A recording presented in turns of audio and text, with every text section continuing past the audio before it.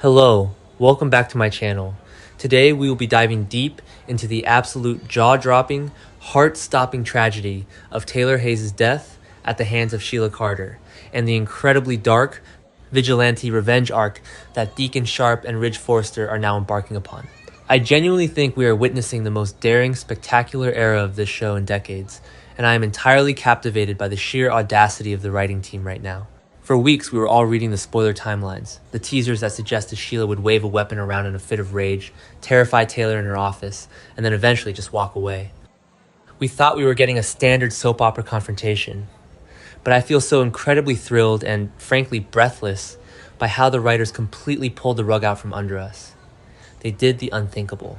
They actually had Sheila snap, cross the ultimate line, and brutally murder Taylor Hayes. I know a lot of people are saying this storyline is too dark or that killing off a legacy character is a mistake, but I actually think this is exactly the kind of high-stakes, irreversible storytelling that daytime television desperately needs.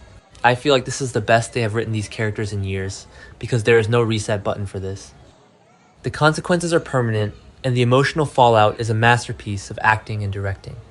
The way I see it, the confrontation in Taylor's psychiatric office was a masterclass in building tension.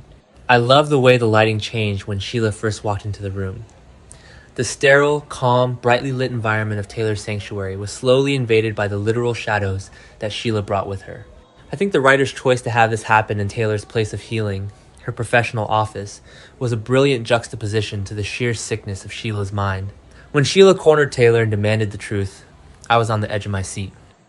I feel like Taylor's defiance in that moment is what makes her character so legendary. She did not cower, she did not lie to save her own skin. When Taylor looked Sheila dead in the eye and explicitly confessed her deep, genuine love for Deacon, I felt a chill go down my spine. I believe that specific piece of dialogue was the trigger. Sheila could handle Deacon having a physical fling, but hearing that Deacon's heart truly belonged to Taylor was a psychological death sentence for Sheila's marriage.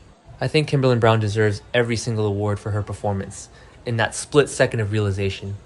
You could actually see the last shred of Sheila's sanity evaporate behind her eyes. Every time I rewatch that scene, I am in awe of the micro-expressions.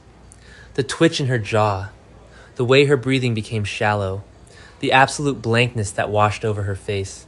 In my opinion, Sheila did not just lose her temper, she lost her connection to reality. When she grabbed that knife, it was not a calculated assassination. It was a primal, uncontrollable eruption of pure, unadulterated jealousy. I feel so incredibly devastated by the sheer brutality of the attack. It was not a glamorous Hollywood moment. It was chaotic, terrifying, and visceral. Sheila attacked Taylor with a ruthlessness that we have not seen from her in years. When Taylor collapsed to the floor, I literally stopped breathing. I think the choice to have Taylor die instantly, right there on the office floor, without a prolonged hospital bed goodbye or a tearful final monologue, was a stroke of absolute genius. I know the fandom is grieving, and some are furious that she did not get to say goodbye to Steffi or Thomas, but I feel like the sudden, senseless nature of her death is what makes it so powerful. Violence is rarely poetic, and having Taylor pass away immediately before anyone could even attempt to save her forces the audience to feel the exact same shocking, hollow trauma that her family is going to feel. I think having her die on the spot cements Sheila not just as a nuisance, but as the ultimate, unforgivable monster of this universe. The immediate aftermath of the murder is where I feel the cinematography truly shined. The way the camera lingered on Taylor's lifeless body while Sheila stood over her, chest heaving, blood on her hands, was haunting. I believe the silence in that scene was louder than any dramatic musical score could have been. And then, we saw the chilling sociopathy kick in. I love the sequence of Sheila frantically, yet methodically, cleaning up the immediate evidence of her presence. The sheer panic mixed with her deeply ingrained survival instincts was fascinating to watch.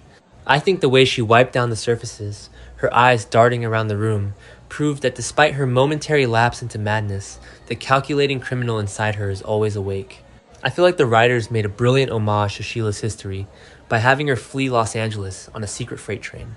The way I interpret it, stripping Sheila of her comfortable life at Il Giardino and throwing her onto a gritty, dirty freight train in the dead of night is a poetic return to her roots. She is a fugitive once again.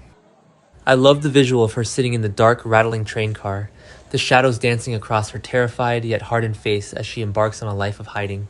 I think this setting makes her feel more dangerous than ever. She has nothing left to lose.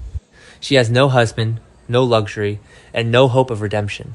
I feel like a cornered Sheila is the most terrifying Sheila, and having her vanish into the dark underbelly of the country opens up incredible possibilities for a massive manhunt storyline.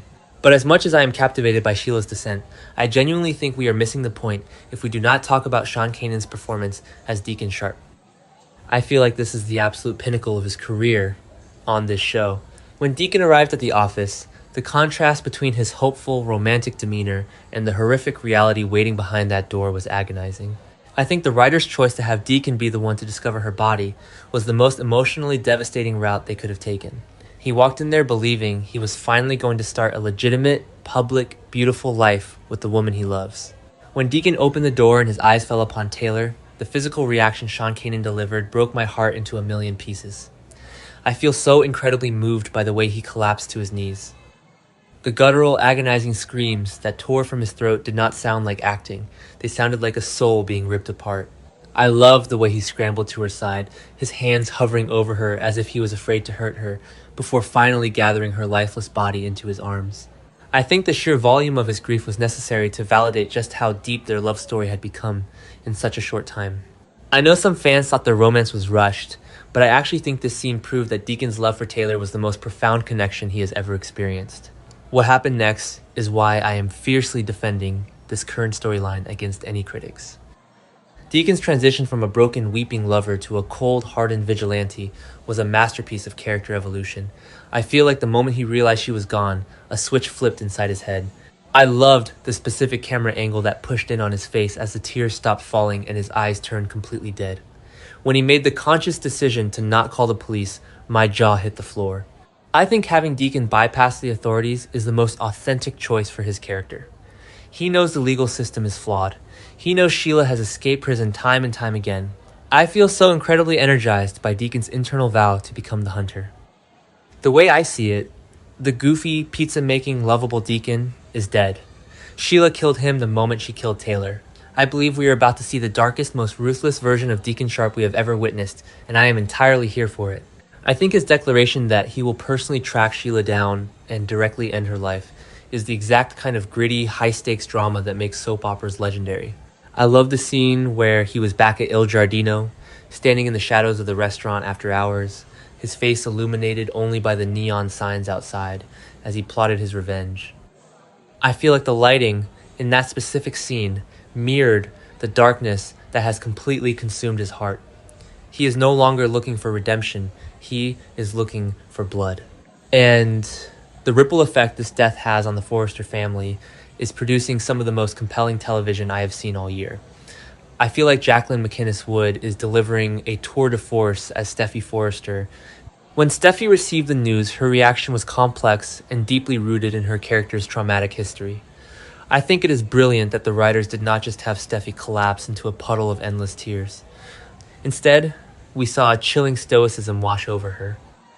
I feel like Steffi, being the strong one, the one who immediately steps up to organize the funeral, is so perfectly in line with who she is. She is the matriarch now. I love the scene where Steffi was standing in the Forrester living room, her posture rigid, dictating the arrangements for her mother's service while completely numb to the world around her. I think the juxtaposition of her organizing floral arrangements while internally drowning in agony is a beautiful portrayal of grief. I feel like the writers are handling Steffi's trauma with immense respect. She has been shot by Sheila, she thought she lost her husband to Sheila, and now her mother has been slaughtered by this monster. I genuinely think Steffi's profound, quiet fury is going to explode in a spectacular way, but for now, watching her hold the family together is incredibly moving. I am also so thrilled that the show brought Thomas back from Paris for this. I feel like it would have been a massive disservice to the history of the show if Thomas was not present for his mother's funeral. When Thomas walked through the doors of the Cliff House, the dynamic shifted. I think the embrace between Steffi and Thomas was one of the most authentic, heartbreaking moments of the week. I love the way they clung to each other. Two siblings who have fought so hard for their family's unity, now permanently shattered by the loss of their mother. I feel like Thomas's return grounds the storyline in deep, decades-long lore. His grief is raw, and I believe his presence will only add fuel to the fiery hatred the Forresters have for Sheila. I know some people complain about the revolving door of characters leaving and returning, but I actually think bringing Thomas back specifically for this tragic milestone proves that the writers are deeply invested in honoring the family's legacy. And then there is Ridge Forrester. I feel like the writers are navigating Ridge's reaction with incredible nuance. Ridge has spent years bouncing back and forth between Brooke and Taylor, and I think the guilt of his past indecision is heavily coloring his current grief. When Ridge found out that Taylor had been murdered, the absolute fury that erupted from him was terrifying. I love the scene where he completely destroyed his design office, sweeping fabrics and sketches off the table in a blind rage. I feel like Ridge's anger is not just directed at Sheila, but at himself, for not protecting the woman who gave him his children. The way I interpret it, Ridge's vow to find Sheila and get revenge is setting up an incredible parallel with Deacon. I think it is absolutely fascinating that these two men, who have historically despised each other, are now bound by the exact same dark mission. Both Deacon and Ridge love Taylor. Both men feel responsible in their own ways. Both men want to bypass the law and kill Sheila with their bare hands.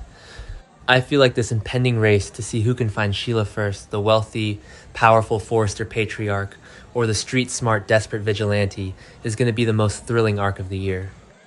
I love the subtle tension when Ridge and Deacon briefly cross paths. No words were exchanged, just a mutual silent understanding of the violence they are both prepared to commit.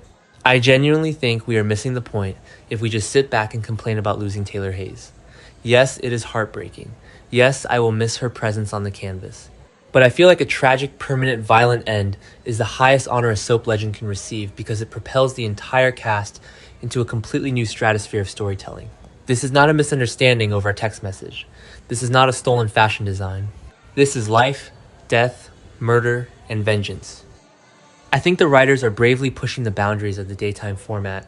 I love the way the musical score has shifted over the past few episodes. The sweeping, romantic melodies have been replaced by tense, low, pulsing beats that make every scene feel like a psychological thriller. I feel like the pacing of the show has drastically improved because every single character is now operating at a level of maximum urgency. Hope is terrified for her father's soul, knowing he is descending into darkness. Brooke is trying to support Ridge while navigating the complex reality that her lifelong rival has been brutally murdered. Even the younger characters are feeling the weight of this tragedy. In my opinion, the decision to have Sheila escape on that freight train, while Deacon and Ridge arm themselves for a hunt, is the best cliffhanger setup we have had in a decade. I feel so incredibly invested in Deacon's journey right now. I want to see him track her through the train yards. I want to see his detective work. I think the contrast between Deacon's gritty underground search and Ridge's wealthy, resource-heavy manhunt will provide endless entertainment. I feel like the writers are giving us a masterclass in character motivation. Deacon is not doing this to be a hero. He is doing this because the light of his life was extinguished, and he has nothing left but the dark. I know it is hard to say goodbye to a beloved character like Taylor, but I actually think the slow burn of this revenge plot is exactly what is needed to honor her memory.